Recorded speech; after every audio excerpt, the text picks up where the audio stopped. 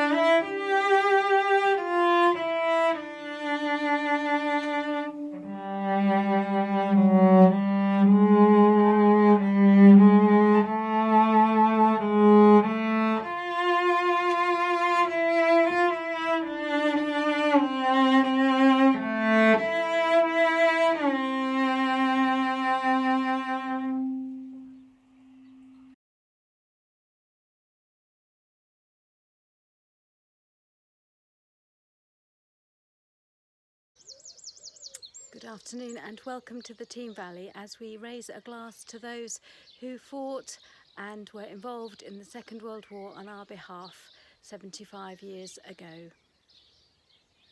It's a very strange day to be a vicar because normally on these kind of occasions I put on my robes and my poppy and lead a remembrance service, a formal remembrance service somewhere in a church. So this morning at 11 o'clock I had a bit of a dilemma as to how to mark this momentous day in our history. What I chose to do was to wear the clothes that I'm wearing, red, white and blue, for our nation, and to stand outside our house at the gate of the rectory, to wait and reflect and hold 2 minutes silence at 11 o'clock. And as I waited and reflected, I remembered those people that I knew who were involved in the Second World War. Particularly, I held before God and remembered my two grandfathers. Firstly, I thought about my maternal grandfather who fought as a sergeant major in the Royal Artillery in the Second World War, who was evacuated from Dunkirk with many others and was sent back to fight, and who spent the rest of his war in prisoner of war camps, first held by the Germans, and then when he escaped he was captured again, and that time he then spent in Italian prisoner of war camps, and that's where he ended his war.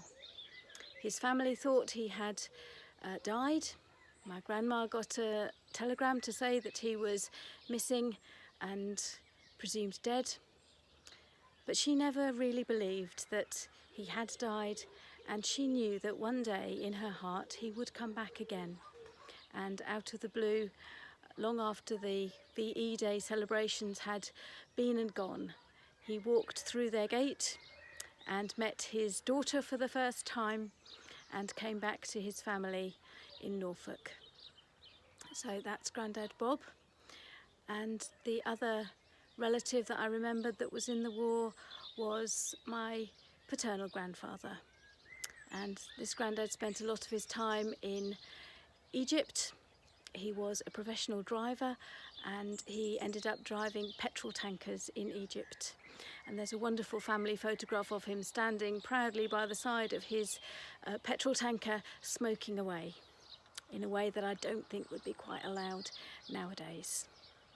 So I remembered Robert Charles Edward Head and Percy Victor Woods with fondness and with love. And it is to them and to all of those who served in so many different ways in the armed forces as civilians, as Land Army girls, that I raise a toast this afternoon and say, to those who gave so much, we thank you.